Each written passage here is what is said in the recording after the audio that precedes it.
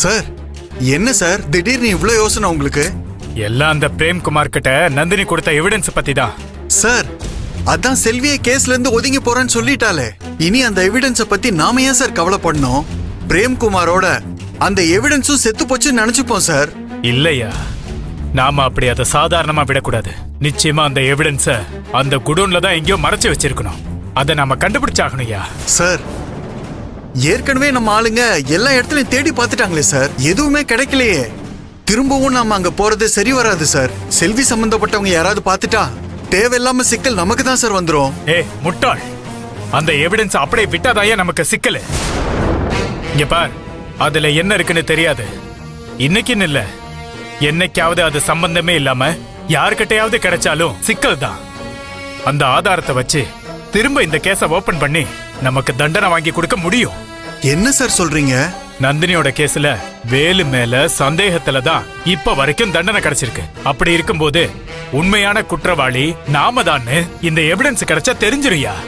அப்படி ஒரு விஷயம் நடக்கவே விடக்கூடாது. அதுக்காக தான் சொல்றேன், பிரேம்குமார் ஒளிச்சு வச்சிருக்கிற அந்த எவிடன்ஸ நாம எப்படியாவது தேடி கண்டுபிடிச்சாகும். சார் நீங்க சொல்றது இப்பதான் சார் எனக்கு புரியுது. இன்னைக்கு இப்படி பேசுற செல்வி நாளைக்கே மனசு மாறி எவிடன்ஸ போய் தேடி கண்டுபிடிச்சிட்டா நாம தான் சார் மாட்டிப்போம். கரெக்ட் தானே சார்? இப்பவாவது உனக்கு புரிஞ்சுதே. சரி, இனி வெயிட் பண்ண வேண்டாம். நாம அந்த குடோனுக்கு போய் அதை தேடி கண்டுபிடிப்போம். ஓகே சார், இப்பவே போலாம் சார். நம்ம பசங்களே அங்க வர வச்சிடறேன் சார். முதல்ல கிளம்பியா, போற வழியில சொல்லிக்கலாம். வா. சரிங்க சார்.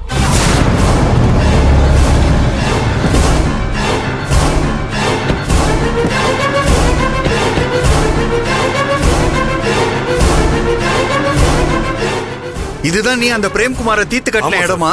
இது உள்ளதான். அப்ப நிச்சயம் அந்த சிப் ஆதாரத்தை இங்கதான் பதுக்கி வச்சிருக்கணும்.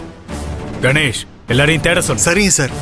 தீனா, முதல்ல நம்ம ஆளுங்களை உள்ள கூட்டிட்டு போ. உள்ள ஒரு இடம் விடாம எல்லா இடத்தையும் தரவா செக் பண்ணு. இந்த சிப்பு இந்த இடத்தை விட்டு வெளியே எங்கேயும் போயிருக்காது.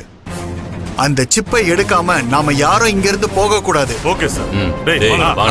போங்க சார், நாமளும் போலாம்.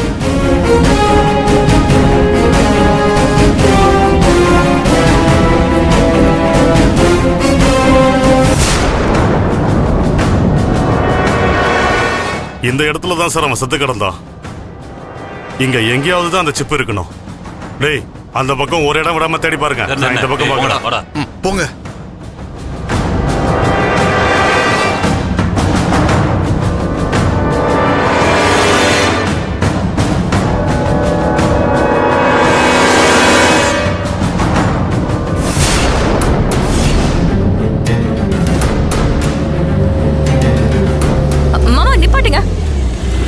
மாமா, என்னாச்சு செல்வி?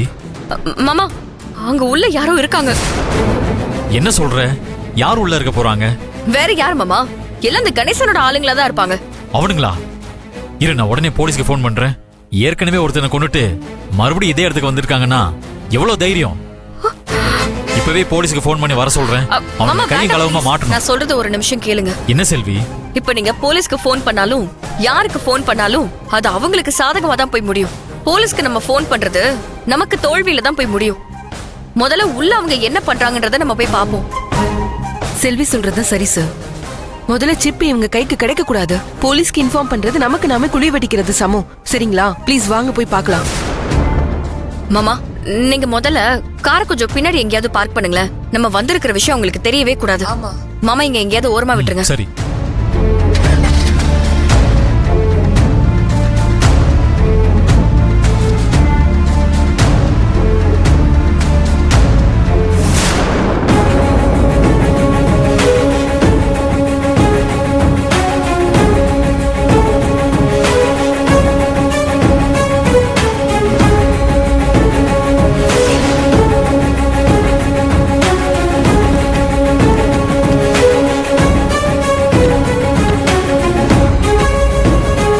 செல்வி, இந்த பக்கமா போலாம்.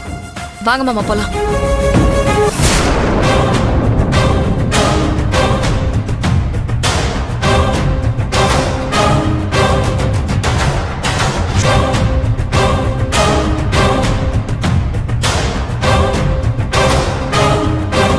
மாமா, அந்த வழியா போய் பாப்போம்.